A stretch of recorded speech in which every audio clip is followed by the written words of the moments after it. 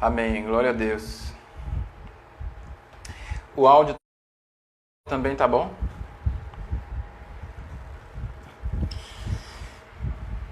A graça e a paz, meus irmãos. Que bom, glórias a Deus. Nós estamos tentando aqui mais uma vez, né? Porque a primeira vez caiu. Os irmãos me sinalizem para saber se o áudio tá bom, se a imagem também tá boa. Que bom, Yasmin voltou novamente aí. Só os guerreiros, né? Só os guerreiros estão voltando novamente para poder assistir a essa live, né? Creio que Deus ele quer falar ao nosso coração. Aconteceu essas coisas, mas Deus está no controle de tudo, né? Nós sabemos que Ele está no controle de tudo.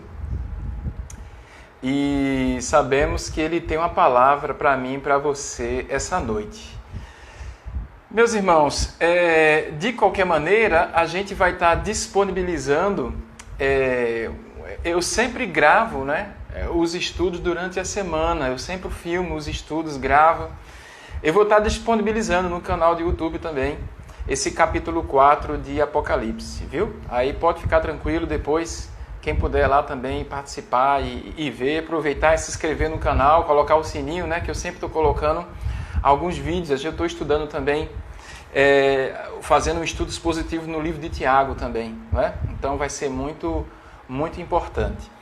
Como a gente tinha colocado, para muita gente, eu tinha colocado que eu ia liberar esse estudo depois no canal, então muita gente pode ser que não volte para estar acompanhando aqui, mas Deus sabe de todas as coisas. Aqueles que ficarem, eu agradeço, dou glórias a Deus e vamos juntos, né, falar da palavra do Senhor. Meu irmão Alan também está chegando agora. Amém, Alan, Deus te abençoe, glória a Deus pela tua vida. Meus irmãos, a gente vai começar a tratar sobre o capítulo 4 de Apocalipse.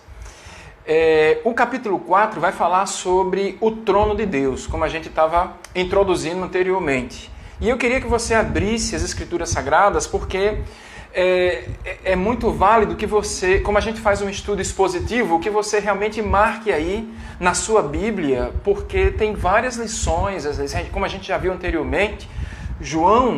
O apóstolo João, ele escreve utilizando-se de símbolos. E aqueles símbolos ali é justamente para que ele não fosse usado contra ele, né? Ele estava numa colônia penal e aquilo poderia ser usado contra ele. E é por isso que João ele escreve daquela forma. Nós vimos anteriormente, na última vez que nós nos vimos e a gente fez as lives, na semana passada, a gente falou sobre as 7 cartas que Jesus Cristo ele escreveu para as 7 igrejas. E lembrando que aquelas igrejas ali, elas nos representam. Elas representam a mim e a você. João estava escrevendo para aquelas igrejas, mas é como se ele estivesse escrevendo para a gente aqui hoje. E Jesus Cristo, ele falando aquelas igrejas ali, a gente está tratando de uma exortação de Jesus Cristo. Jesus ele está exortando a igreja. Porque existia ali grupos de igrejas que eram igrejas mortas, né? Que era a igreja de Éfeso, de Sardes e Laodiceia, o qual a gente viu na semana anterior. Existia outro grupo também que são as igrejas mundanas, aquelas que se utilizam de ferramentas que o mundo utiliza a fim de chamar pessoas, mas essas igrejas acabavam se amoldando ao sistema do mundo, então eles não conseguiam desenvolver e pregar o verdadeiro evangelho. E temos também as igrejas que eram perseguidas, que era a igreja de Esmirna e a maravilhosa igreja de Filadélfia. A gente aprendeu ali que o ponto central daquela mensagem é que aquele exemplo daquelas igrejas deve arder no nosso coração a fim de que a gente não cometa os mesmos erros. E isso é muito importante. Precisamos aprender o que Deus quer falar e está falando ao nosso coração. Observamos também que Jesus Cristo, ele se utilizou das circunstâncias daquela cidade e do que aquela cidade estava vivendo para poder usar essas circunstâncias em relação à própria igreja. E isso foi impressionante o que nós vimos ali, o que nós aprendemos. Jesus Cristo ele exortou aquelas igrejas, ele exortava aquela igreja com a própria vivência do que aquela igreja estava enfrentando. A graça e a paz é meu irmão aí, meu irmão Luiz, meu irmão Isaías também que está chegando, seja muito bem-vindo. E o que mais evidenciou aquelas cartas foi quando Jesus ele escrevia assim: eu conheço as tuas obras, eu conheço o teu labor. Jesus Cristo, ele conhece a mim e a você. Ali estava falando da onisciência de Jesus Cristo. E também nós vimos que as 7 cartas tinham um esboço padrão. E Jesus Cristo ele se apresentava àquela igreja, depois Jesus Cristo ele fazia um elogio àquela igreja, ele trazia o problema daquela igreja, a problemática que aquela igreja estava enfrentando, e aqueles que criam e aqueles que aceitavam e chegavam ao arrependimento, Jesus Cristo estendia a sua mão de misericórdia. Tremendo isso. E para aqueles que não aceitavam, Jesus então ele falava do juízo que ele estaria ali colocando aquela igreja. Por fim, Jesus Cristo, no último esboço daquela carta, ele então trazia a recompensa, ele dava a recompensa. Os irmãos que estão entrando agora, sinalizem para mim se está tudo bem, não é? Porque a Jéssica colocou que está travando, mas eu acredito. Para mim aqui está tudo ok, os irmãos aí sinalizam. É importante entender que Jesus Cristo ali, ele estava trazendo uma mensagem central para mim e para você. Muito obrigado, Diácono Maciel e Nilana. Vamos prosseguindo. Agora nós vamos entrar na sala de comando do universo. Vamos entrar no trono de Deus. Olha que maravilha! O trono de Deus, a sala de comando do universo. É importante aqui nós entendermos, como nós estávamos falando anteriormente, que a palavra-chave aqui do capítulo 4 de Apocalipse, essa palavra, ela aparece 51 vezes no Novo Testamento, e só aqui no capítulo 4 ela aparece 13 vezes, portanto, é uma palavra-chave. É importante entender também que existe algo sequencial aí. Qual é a sequência? Se percebermos, no capítulo 1, nós temos a parte introdutória de Apocalipse, temos a dedicatória, não é, de João às 7 igrejas, depois nós vemos ali a visão do Cristo glorificado. No capítulo 2 e no capítulo 3 são as 7 cartas às 7 igrejas, e somente agora é que vai vir a visão do trono de Deus. E o que é que isso significa para mim e para você quando nós lemos aqui o livro de Apocalipse?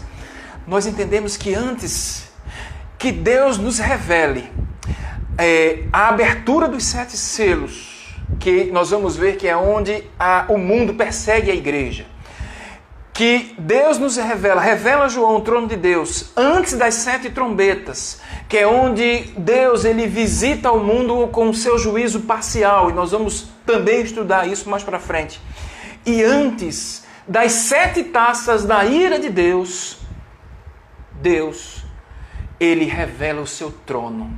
Fica muito claro e evidente que a misericórdia de Deus antes do juízo está sendo posto à humanidade. Que coisa linda, meu irmão, que coisa maravilhosa. Deus está oportunizando o homem a fim de que o homem chegue ao arrependimento. Por isso que Deus, antes de enviar o seu pleno juízo e a sua santa ira, ele dá a oportunidade para que o homem venha e chegue ao arrependimento. Hoje, meus amados irmãos, nós vamos tratar sobre essa visão desse trono.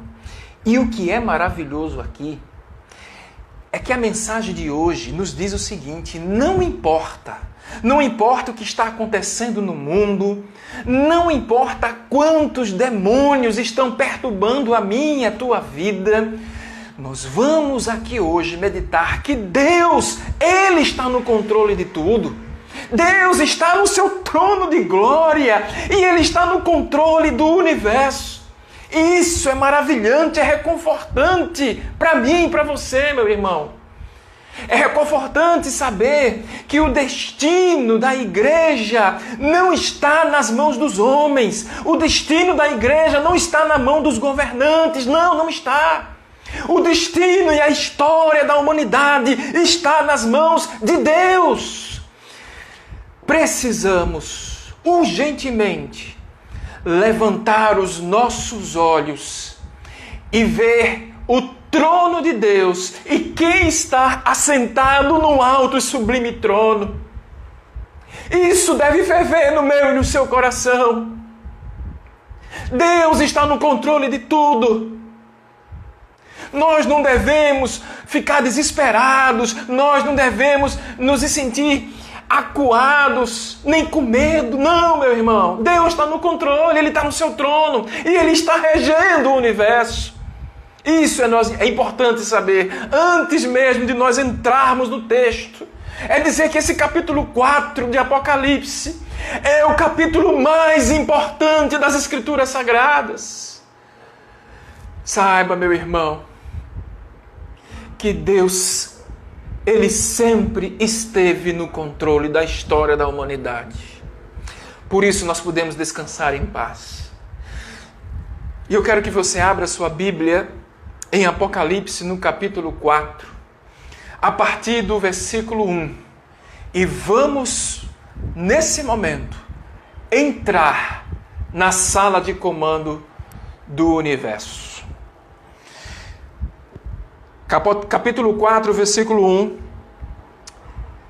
diz assim as Escrituras Sagradas: Depois dessas coisas, olhei e eis não somente uma porta aberta no céu, como também ouvi a primeira voz como de trombeta ao falar comigo, dizendo: Sobe para aqui e te mostrarei o que deve acontecer depois dessas coisas. É importante nós entendermos aqui que quando João ele diz depois dessas coisas, que coisas são essas? João está falando de tudo aquilo que nós já vimos anteriormente. Depois da visão do Cristo glorificado, depois que ele escreve que Jesus escreve as 7 cartas às 7 igrejas, agora nós iremos mudar de cenário. Meu irmão, João aqui ele sai dessa esfera terrestre e agora ele parte para a corte celestial. Há uma porta aberta no céu. Tudo agora muda de cenário, muda de lugar, muda de posição. E essa porta ela é aberta no céu. E nós entendemos aqui em Apocalipse que existe 3 portas. Até aqui em Apocalipse, existem 3 portas que o Apocalipse menciona. Pode ver aí na sua Bíblia. A primeira porta é a porta da oportunidade. Quando Jesus fala à igreja de Filadélfia no capítulo 3, no versículo 8. Apocalipse capítulo 3, versículo 8. Eis que tenho posto diante de ti uma porta, a qual ninguém pode fechar. Pois quando Cristo ele abre uma porta, ninguém fecha. E quando ele fecha, ninguém abre. Então Jesus... Ele fala isso à igreja de Filadélfia. A primeira porta, então, é a porta da oportunidade. A segunda porta está em Apocalipse capítulo 3, versículo 20. É a porta do coração do homem. Nós vimos isso na semana passada.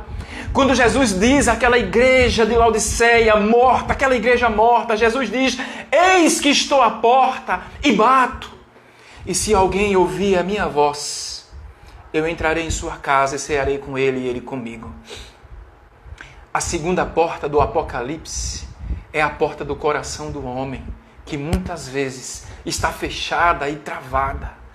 Mas agora aqui, em Apocalipse, no capítulo 4, versículo 1, é a porta, a terceira porta, é a porta do céu. Aqui na minha Bíblia diz, João, ele contempla essa porta. E essa porta diz assim, na visão de João, olha que coisa magnífica e maravilhosa, olhei, e eis somente uma porta aberta no céu. Que coisa tremenda. Estamos mudando agora. Agora não é mais a esfera terrestre, não é agora. A gente vai entrar na sala do trono, meu irmão. A gente vai entrar na sala de comando do universo. A porta do céu é aberta e João é convidado a entrar. Olha que coisa maravilhosa. João, quando entra, ele tem a visão do trono de Deus. E aqui nós precisamos entender que existem alguns elementos, e esses elementos da visão do trono de Deus é semelhante à visão do trono de Jesus Cristo glorificado. Acompanhe comigo, no versículo 1, capítulo 4, versículo 1.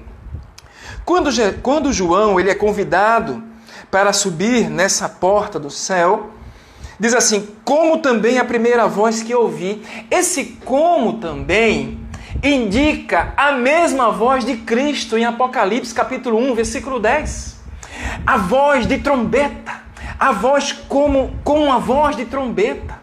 E observe aqui que trombeta significa estrondo, significa uma voz poderosa, gloriosa. Essa é a voz de Deus, semelhante à voz que foi ouvida de Cristo. No capítulo 1 de Apocalipse, versículo 10, que coisa maravilhosa, meu irmão. E aqui também, na visão do trono, Deus, ele expressa a sua voz como de trombeta, esse estrondo.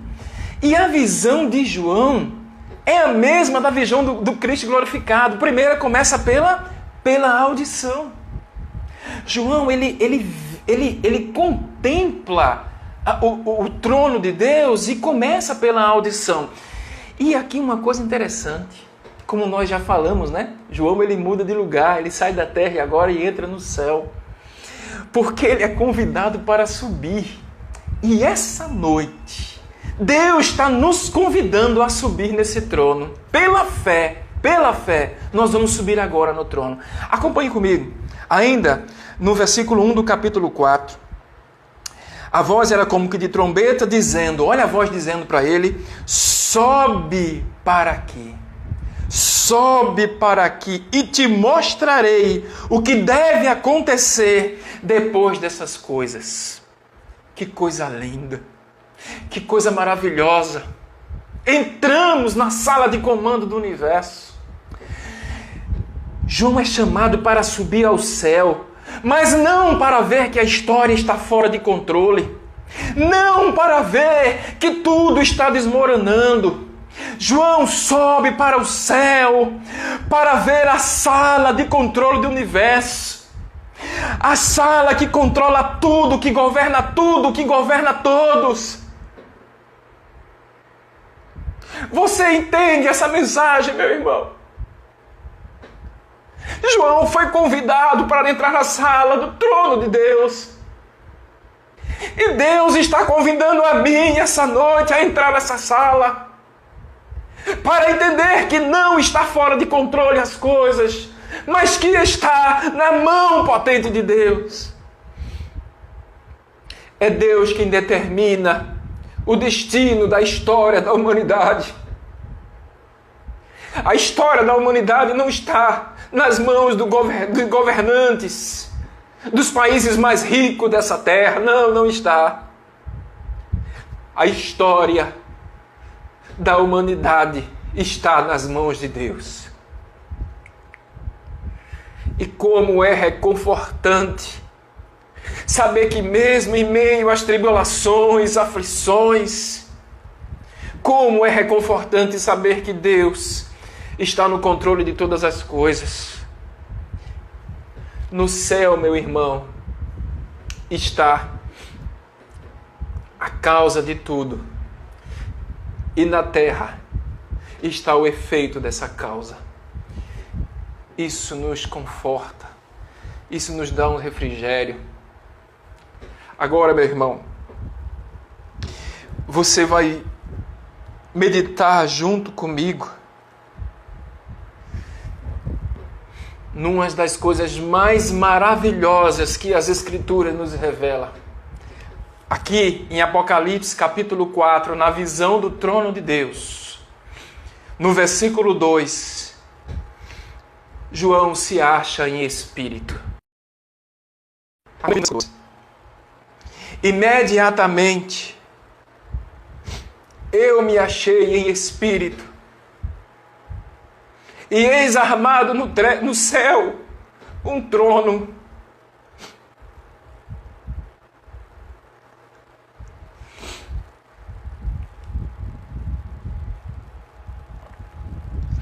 E no trono alguém está assentado.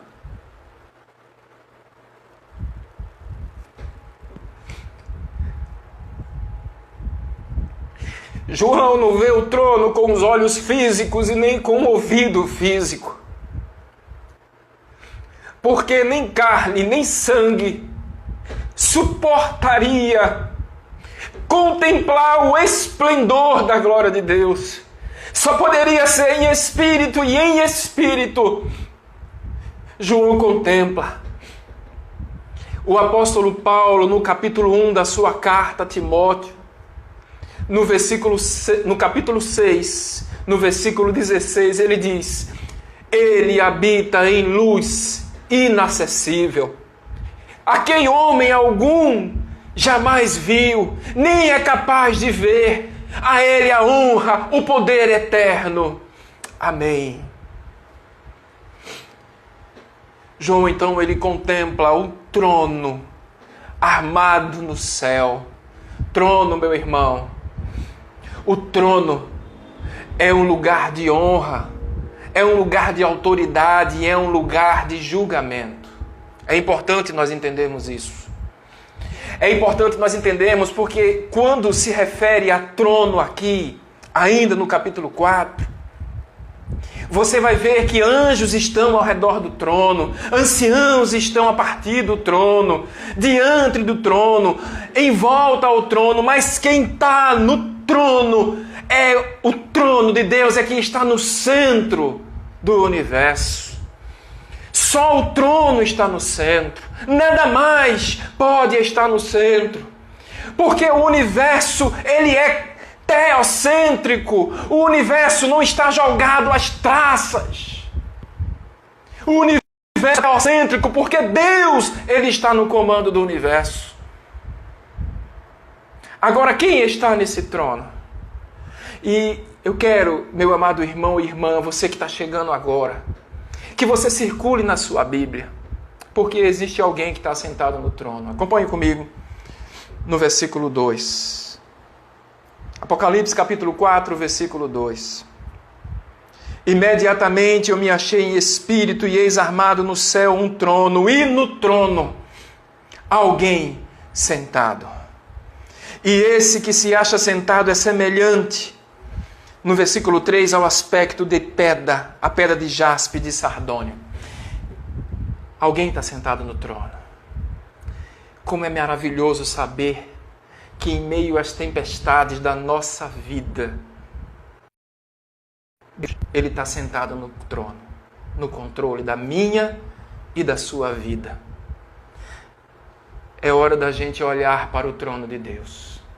É hora da gente elevar os olhos para os céus e contemplar o trono e quem está assentado no trono. Essa palavra é para aqueles que de alguma modo perderam a fé, de algum modo estão com a alma angustiada, de algum modo tem medo do futuro, de algum modo acha que tudo está desmoronando. É importante sabermos que o nosso Deus soberano, Ele está no seu trono. Agora no versículo 3, aqui, nós vamos ver que João, ele não vê Deus. Ninguém jamais viu a Deus.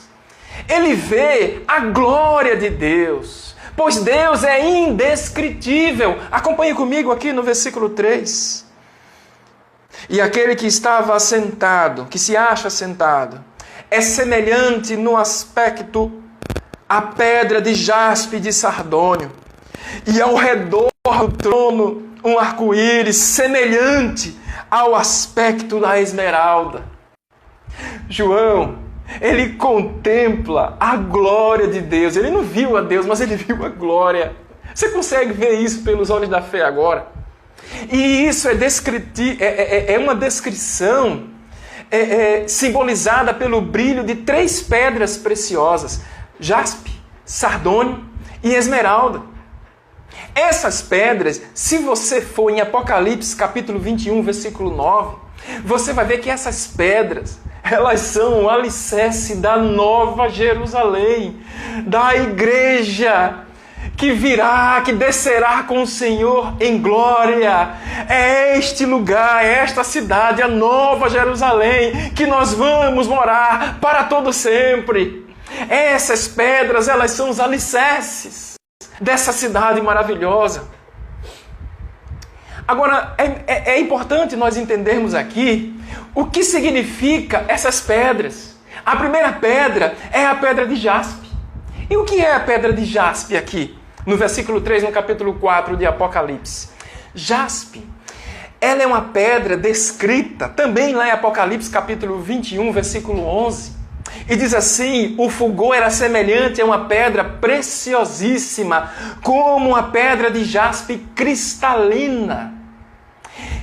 Essa pedra, ela é totalmente branca, cristalina. E aqui representa pureza, retidão, santidade de Deus. É isso que essa pedra representa. Há uma abundância de luz que emana dessa pedra, pois ele habita em luz inacessível. E a segunda pedra, a pedra de sardônio, o que ela significa? Essa pedra, ela tem uma cor vermelha, como carmesim. Se a pedra de jaspe, que é branca, cristalina, representa a santidade de Deus, a pedra de sardônio, que é vermelha, ela representa o juízo de Deus. Pois Deus, ele é santo e é justo. Aqui podemos contemplar o juízo de Deus temperado pela misericórdia e pela graça dele. É incrível isso, meu irmão. É isso que João vê, a glória de Deus. E como é esse trono? Então agora João, ele torna a contemplar a visão do trono. Esse trono vai ser revelado aqui e João vai trazer 3 características desse trono. A primeira característica é a misericórdia e a graça. Se não vejamos aqui, esse trono, Apocalipse capítulo 4, versículo 3, ao redor do trono, no finalzinho do versículo 3, diz que o trono tem um arco-íris, semelhante a um aspecto de esmeralda. E o que é o arco-íris na Bíblia? O que é o arco-íris nas Escrituras Sagradas? Simboliza um sinal da aliança de Deus com os homens. Se nós formos lá para Gênesis, no capítulo 9, entre os versículos 16 e versículo 17, lá está escrito que o arco estará nas nuvens, mas Deus, ele diz a Abraão: este é o sinal da aliança estabelecida entre mim e toda a carne sobre a terra. O arco-íris é um sinal do pacto de Deus com o homem. Esse é o arco-íris, um sinal do pacto de Deus com o homem. Sabemos que todo arco-íris, ele se forma no céu depois das trovoadas, não é? Depois que chove, depois das trovoadas, o arco-íris aparece. É assim que funciona. Mas no trono de Deus, o arco-íris ele vem primeiro, porque se a gente for lá para o versículo 5, você vai ver que desse trono saem trovões, saem relâmpagos. E isso representa o juízo de Deus. Então fica claro aqui que Deus, ele está dando oportunidade ao homem, antes que venham os 7 selos, as 7 trombetas, as 7 taças da ira de Deus. Deus está derramando a sua graça sobre a humanidade. Estamos vivendo o tempo da graça. É um verdadeiro convite ao arrependimento, meu irmão. E aqui no versículo 4, a gente vai ver outra característica do trono de Deus. Acompanhe comigo. No versículo 4, diz assim as Escrituras: e ao redor do trono há também 24 tronos, e assentado neles 24 anciãos, vestidos de brancos, em cujas cabeças estão coroas de ouro. Que coisa maravilhosa! João agora, ele vai ver que existe mais 24 tronos ao redor do trono central, que é o trono de Deus. João agora vai ver a igreja glorificada. João está vendo, João está vendo agora e vai ver a igreja glorificada. Mas aqui nós precisamos entender alguns pontos. Quem são esses 24 anciãos? O que eles representam? Eles representam a igreja de Cristo, no Velho e no Novo Testamento. A figura ali que nós vemos dos 24 anciãos são que 12 são os 12 patriarcas. E os outros 12 são os 12 apóstolos. Significa que os 24 anciãos representam a totalidade da igreja de Cristo. Representa a mim e a você. Um segundo ponto que a gente precisa entender aqui é que a igreja, ela não está no centro, percebeu? A igreja está ao redor do trono, porque no centro é o trono de Deus. A igreja não é o centro. Homens, líderes de igreja não são o centro. O centro, quem está no centro é o trono de Deus. A igreja está às margens, está na periferia, porque só quem pode estar no centro é o Deus Todo-Poderoso. Só Ele é que pode estar no centro. Uma outra coisa que nós precisamos entender aqui neste versículo é que a igreja que outrora foi perseguida, a igreja que outrora foi humilhada, a igreja que não se curvou diante do imperador de Roma, a igreja que não se curva diante do sistema do mundo, agora ela está num lugar de destaque. A igreja aqui está num lugar de destaque, meu irmão. Nos outros tronos ali, em frente, ao redor do trono central, que é o trono de Deus. Cristo, como diz em Apocalipse capítulo 1, versículo 6, eu queria abrir para ler aqui, se você puder, abra também, Apocalipse capítulo 1, versículo 6. Jesus Cristo, ele vai dizer assim, que ele nos constituiu, não é? Reinos, sacerdotes, para o seu Deus e Pai, a ele a glória. Jesus, ele não apenas nos salvou, não. Ele constituiu uma raça eleita para ser sacerdote aqui na terra, que é co-herdeiro com ele no céu. Cristo nos chamou para ser co-herdeiros desse reino, meu irmão, alegre-se, nada pode afetar a sua fé. Somos co-herdeiros e co-participantes do sofrimento de Cristo na terra, mas co-herdeiros do seu reino no céu. Isso é importante nós sabermos. Isso é importante nós sabermos para que a nossa fé ela seja acrescida, ela produza esperança, uma viva esperança. É importante nós entendermos isso. Estamos em Apocalipse no capítulo 4 e no versículo 4. Um último e um quarto aspecto aqui desse versículo para nós entendermos aqui juntos é que a promessa de Cristo à sua igreja é que ela também vai reinar com ele. Se você for para Apocalipse capítulo 20, versículo 4, você vai ver que esses tronos, eles estão ali sentados, mas foi dado a eles autoridades para julgar. O próprio Paulo escreve isso nas suas cartas, em 1 Coríntios capítulo 6, versículo 2. Versículos 2 e 3, no 2 ele diz assim, ou não sabeis que os santos hão de julgar o mundo? E ele completa no versículo 3, ou não sabeis que havemos de julgar os próprios anjos? E aqui neste contexto refere-se aos anjos caídos. A igreja precisa estar preparada e ter discernimento espiritual para compreender isso. Fomos chamados não somente para ser salvos, não, para viver com ele, com um Cristo na glória, não apenas por isso. Nós iremos julgar o mundo e os anjos caídos. Precisamos compreender essa palavra. Agora, nós temos que entender aqui uma coisa. Como é que João, ele vê essa igreja glorificada? Como é que essa igreja está? E olha que visão tremenda. Para quem chegou agora, Apocalipse capítulo 4, versículo 4. Olha que visão tremenda que João tem da igreja. Ele vai dizer, na sua visão, Deus revela a João, e nessa visão ele vê que a igreja, não é? Essa igreja, os 24 anciãos, estão vestidos de branco, em cujas cabeças estão coroas de ouro. Toda a igreja aqui está unida. Não há separação. Não há divisões. Não há rótulos. Não há placa de igreja. Apenas os adoradores que o adoram o Pai em espírito e em verdade. Só existirá uma igreja, representada aqui pelos 24 anciãos. A igreja, ela está com vestes brancas, com vestidos brancos. E o que é que isso significa?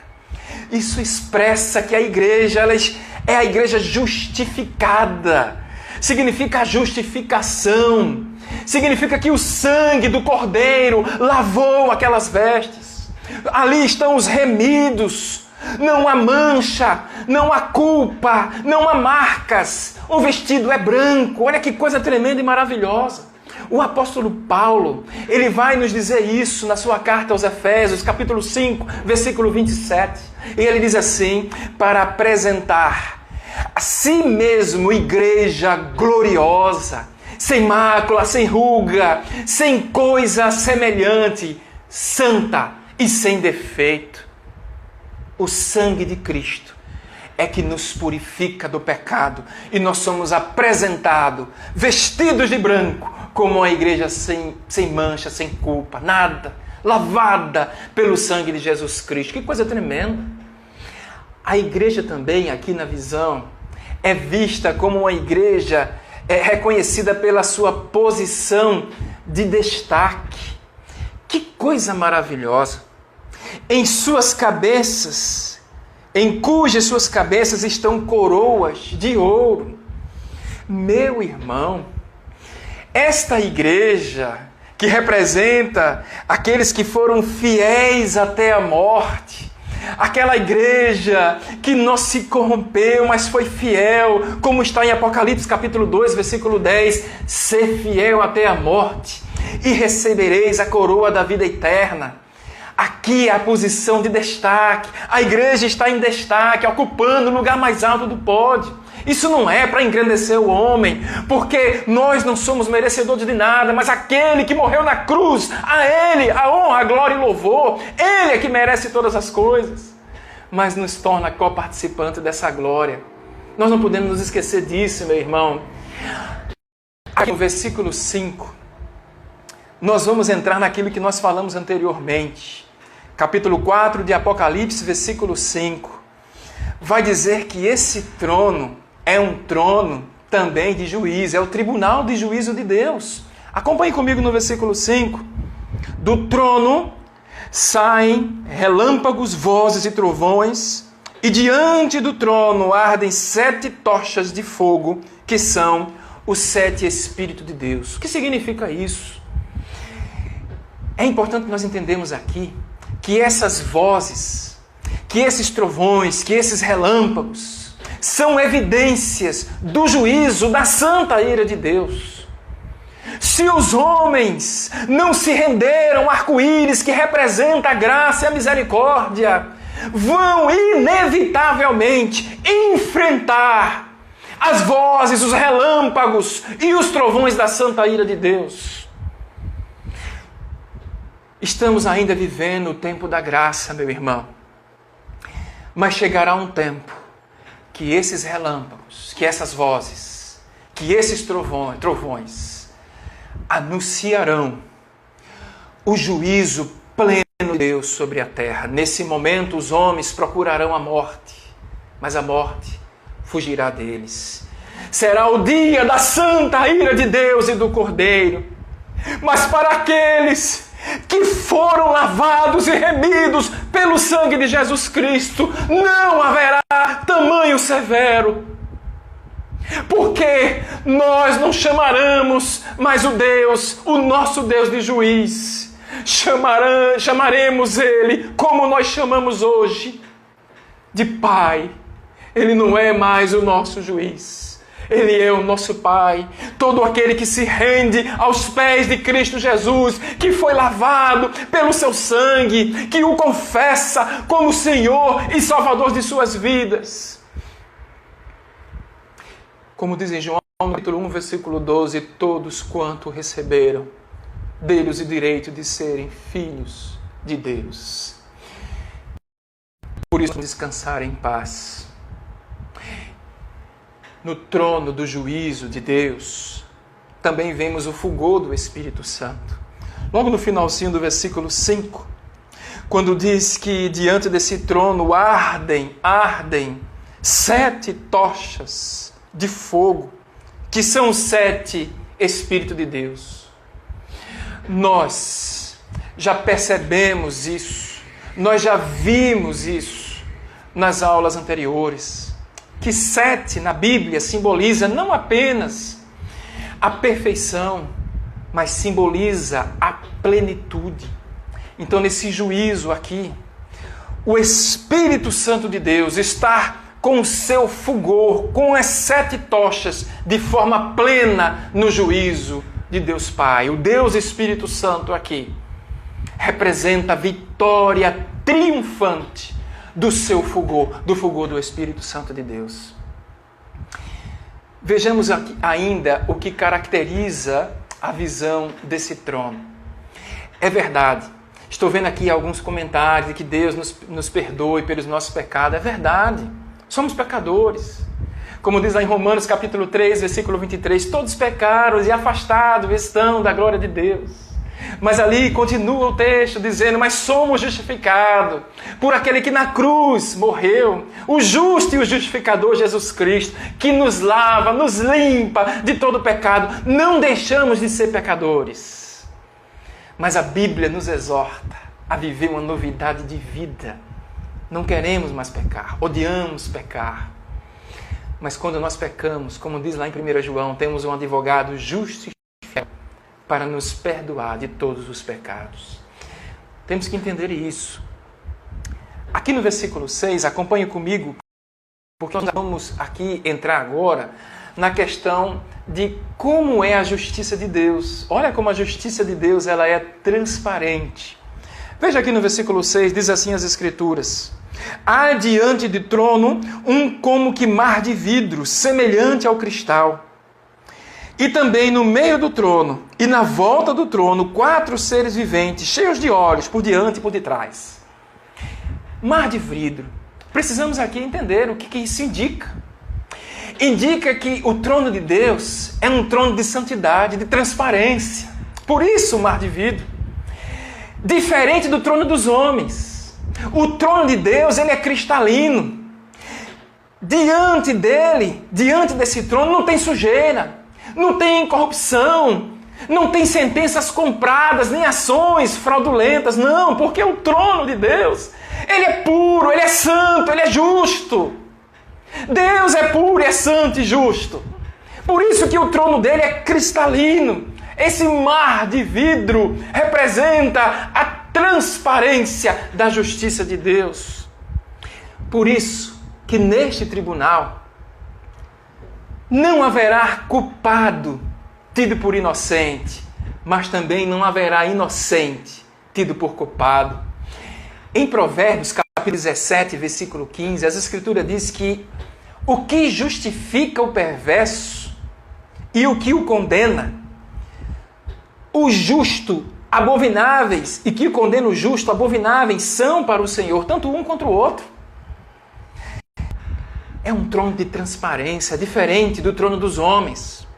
Ninguém pode comparecer nesse trono se não tiver com as vestes brancas, pois é um trono de santidade, porque no céu não entra nada contaminado. Por isso nós precisamos da graça salvadora de Jesus Cristo. Nós não somos salvos porque nós merecemos, não. Somos salvos pelo sacrifício de Cristo, apesar do nosso desmerecimento. Nós não merecemos nada, mas Cristo é merecedor de tudo. Nós não somos salvos pelos nossos méritos, somos salvos apesar dos nossos deméritos, pelo sacrifício de Cristo na cruz. Aqui no versículo 6, no final do versículo 6, nós vamos contemplar 4 seres viventes. O que são isso? Quem são esses 4 seres viventes? Aqui no próprio versículo 6, vai dizer aqui no finalzinho que à volta do trono há 4 seres viventes, cheios de óleo por diante e por detrás. Em primeiro lugar aqui é preciso entender quem são esses 4 seres viventes. No final do versículo 8, esses 4 seres viventes, eles estão entoando um hino. Aqui no final do versículo 8, esses 4 seres viventes, eles estão dizendo: Santo, Santo, Santo é o Senhor, Deus Todo-Poderoso, aquele que era, que é e que há de vir. Nós sabemos e já vimos esse hino lá em Isaías, no capítulo 6. Quando o profeta vê um alto e sublime trono, ele vê serafins entoando: Santo, Santo, Santo é o Senhor dos exércitos, e toda a terra está cheia da sua glória. Portanto, esses 4 seres aqui são os anjos do Senhor. E como esses anjos eles estão? O verso 7 vai dizer isso. Olha o que está escrito no verso 7. O primeiro anjo, ou seja, o primeiro ser vivente, é semelhante a leão, o segundo semelhante a novilho. O terceiro tem rosto como de homem, e o quarto ser vivente, que são anjos, é como águia quando estão voando. Olha que coisa aqui interessante. Esses anjos, eles são representados por 4 animais. Esses animais aí são a criação de Deus, a criação do Deus, o Deus Criador. E esses animais, eles estão associados às características dos anjos. Não é verdade? Observe. O primeiro ele é semelhante ao leão. E o que é que o leão tem? Força. Os anjos, ele tem como característica força. O segundo anjo é semelhante ao novilho. O novilho é boi. E nessa época aqui, o boi, ele era serviço, ele servia, Quando ele botava aquela canga e andava com a carroça. Os anjos estão, é mais uma característica dos anjos. Os anjos estão para servir a Deus e aos homens. O terceiro anjo tem como que rosto de homem. E aqui o homem representa aqui a inteligência, o intelecto dos anjos. Os anjos são inteligentes, são intelectuais. O quarto e último anjo aqui fala sobre a águia que voa, não é? A águia que está voando com os olhos por dentro e por detrás. Essa águia que voa são os anjos que voam e que estão vendo absolutamente tudo. É isso que nós estamos observando aqui, e é isso que quer dizer aqui essa questão dos 4 seres viventes. Agora, por fim, meus irmãos, estamos chegando no fim da mensagem. Entre os versículos 8 até o versículo 11, João começa a ouvir uma doxologia. Um maravilhoso hino vai ser agora entoado no céu. E eu e você, nós vamos cantar juntos agora. O Senhor vai ser glorificado, porque o primeiro a abrir esse coral é o coral dos anjos. Acompanhe comigo a partir do versículo 8. Logo no finalzinho do versículo 8, os anjos estão louvando: Santo, Santo, Santo é o Senhor Deus, o Todo-Poderoso, aquele que era, que é e que há de vir. Que coisa maravilhosa! Os anjos vão louvar e estão louvando aqui pelo menos três características dos atributos de Deus. Primeiro, os anjos estão louvando que Deus é santo, santo, santo. Quando nós vamos estudar as Escrituras e estudamos também ela no hebraico, vemos que essa expressão lá em Isaías 6, Kadosh, Kadosh, Kadosh, é uma expressão no superlativo. E o que significa no hebraico uma expressão no superlativo? Significa que essa expressão é apenas e tão somente de Deus. Só Deus é santo, santo e santo. Que maravilha! O segundo grande atributo aqui que os anjos estão louvando, olha que hino maravilhoso. Você consegue, pelos olhos da fé, contemplar o que João ele está vendo, os anjos fazendo um coral no céu. O segundo grande atributo aqui é que os anjos estão cantando: é o Senhor Deus Todo-Poderoso. Isso me remete lá em Gênesis, no capítulo 17, versículo 1. Quando Deus ele chega para Abraão e diz: eu sou o Senhor, Deus Todo-Poderoso, anda na minha presença, ser perfeito. Só Deus é o Todo-Poderoso. Isso é maravilhoso, meu irmão. Quantos hinos estão deixando de louvar isso? Quantos hinos estão deixando de exaltar a Deus? Podemos aprender aqui com os anjos. E nós podemos ver aqui o terceiro atributo desses anjos louvando. Quando diz que o Senhor é eterno, os anjos cantam, aquele que era, que é e que há de vir. Meu irmão, o salmista, no Salmo 90, no verso 2, ele vai expressar dizendo, antes que os montes nascessem e que se formasse a terra e o mundo de eternidade e eternidade, Tu és Deus. Que expressão maravilhosa. Meu irmão, o céu é lugar de louvor, é lugar de dar glória de dia e de noite.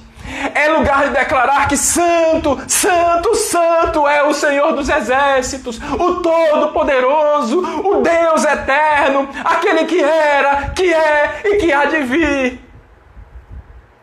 Esse é o hino que nós iremos entoar no céu. Esse é o hino de louvor a Deus, o verdadeiro louvor.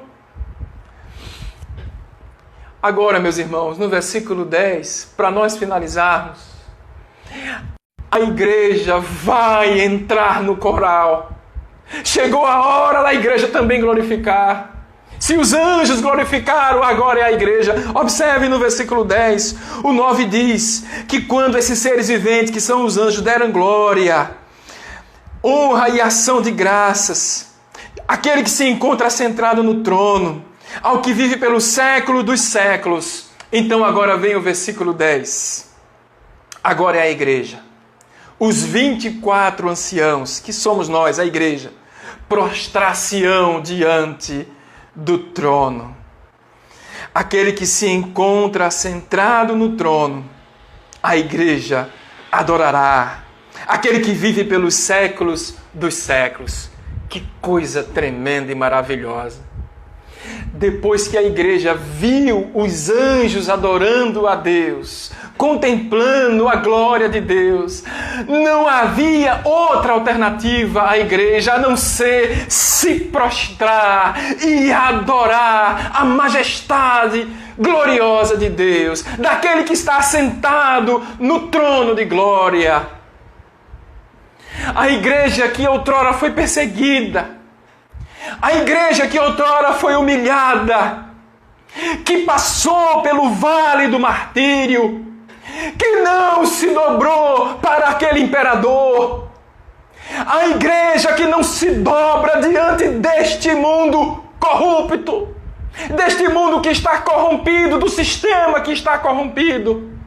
Essa igreja agora se vê diante do Deus poderoso e num ato de louvor ela se adora diante dos pés de Cristo Jesus, diante do Deus Todo-Poderoso. Então, meu amado irmão, acontece aqui no versículo 10 algo tremendo e maravilhoso. No finalzinho do versículo 10, depois que a igreja se dobra, a igreja então deposita as coroas que estavam na sua cabeça diante do trono, diante do altar. O Senhor é digno de adoração. Mas a igreja não se sente digna de adorar aquele que é digno. Por isso que ela se dobra, por isso que ela tira a coroa e deposita nos pés do trono de Deus. Que coisa tremenda e maravilhosa, meus irmãos. Isso é para ferver o nosso coração, ferver a nossa fé. Por fim, a igreja conclui a doxologia e fecha a primeira parte deste hino tão maravilhoso. Versículo 11, acompanhe comigo. Tu és digno, Senhor e Deus nosso. A igreja está louvando, de receber a glória, de receber a honra e de todo o poder, porque todas as coisas tu criaste. Sim, por causa da tua vontade, todas as coisas vieram a existir. A igreja exalta o Deus Criador de todas as coisas, o Alfa e o Ômega, o princípio e o fim. Os anjos adoraram a Deus, a igreja adora a Deus. Essa doxologia, esse hino tão tremendo da visão do trono de Deus, é para mostrar para mim, para você essa noite, meu irmão, que as coisas não estão fora de controle. Deus está no centro do universo. Os anjos estão adorando. A igreja glorificada já está o adorando. E Ele controla tudo com a destra direita de suas mãos. Deus não está sendo controlado por governos. Deus não está sendo controlado pelos governantes desse mundo. Não importa se há pandemia, não importa se há vírus, não importa se há tribulações, não importa se está acontecendo, eu não sei o que está na tua vida, mas eu quero que você saiba, esta noite, que Deus tem o controle da minha e tem o controle da sua vida. Está na hora de olharmos para o trono, para quem está assentado no trono e glorificar a Deus para todo sempre. E isso fortalece a minha e a tua fé, e somente assim, e tão somente assim, poderemos descansar em paz, para a honra e glória do nome de Jesus Cristo. Meus amados irmãos, eu quero agradecer a Deus, a todos que ficaram até agora no fim desta live. Se você ficou até agora comigo, por favor, eu quero fazer alguns agradecimentos. Passe aí uma mensagem para você que está online agora, que ficou conosco até essa noite. Dê um joinha. Nilana, glórias a Deus pela sua vida. Meu irmão Flávio, Betânia, Deus tem um propósito na tua vida, creia tão somente. Mas alguém que está conectado até agora, eu não sei se as pessoas ainda estão conectadas. A minha esposa Lena, Deus abençoe. Você é uma mulher maravilhosa que Deus colocou na minha vida. O meu irmão Cleiton, Deus te abençoe. Minha irmã Jéssica, não é? Marilúcia, glórias a Deus. A Tami, obrigado, minha amada. Emerson, meu irmão Gonçalo, Jesus te abençoe. Deus tem um propósito na tua vida, Gonçalo. Joana, Milka, são muitos nomes. Minha tia Enilda, minha tia, Jesus te abençoe. Dianinha, Jesus te ama. Diácono Maciel, Jesus te abençoe. A Gabi entrou agora. Gabi, depois você assiste, Deus te abençoe. Iane, minha tia Leda também, Jesus te abençoe. Minha mamãe está aqui também. Célia, minha cunhada Célia, Jesus te abençoe. E a todos que ficaram até agora, meus amados irmãos, eu espero que Deus tenha falado ao teu coração. No começo a gente não estava conseguindo fazer essa live, deu alguns problemas, a live caiu, mas maior é Deus que nos levanta, né? Maior é Deus, e estamos aqui e conseguimos trazer esse estudo tão grandioso e maravilhoso. Eu peço perdão aos irmãos por ter me emocionado tanto durante esta live. Mas assim é a palavra de Deus quando toca no nosso coração, porque nós temos alegria, e a nossa alegria é incircunstancial, ela é no Senhor. Amém, minha mãe? Amém. Eu vou orar nesse momento, orar pela sua vida. Santo Deus, maravilhoso e eterno Pai, louvado e glorificado seja para sempre o teu santo nome. Obrigado, Pai, por esta noite, porque tu permitiste, Senhor, que ela acontecesse. Talvez, Pai, com tantos problemas e circunstâncias acontecendo, mas tu nos livrasse, e aqui nós estamos para glorificar e honrar o teu santo nome. Minha oração neste momento é que a tua palavra possa penetrar nos nossos corações, no coração daqueles que nos ouvem agora, aqueles que irão assistir depois a esse vídeo, que tu fale fortemente ao coração. Fortalece a nossa fé, Senhor, que podemos descansar em paz, porque o universo não está fora de controle. Tu estás no teu trono de glória, tu estás assentado, governando o universo. Por isso nós temos paz. Temos paz porque nós confiamos em ti.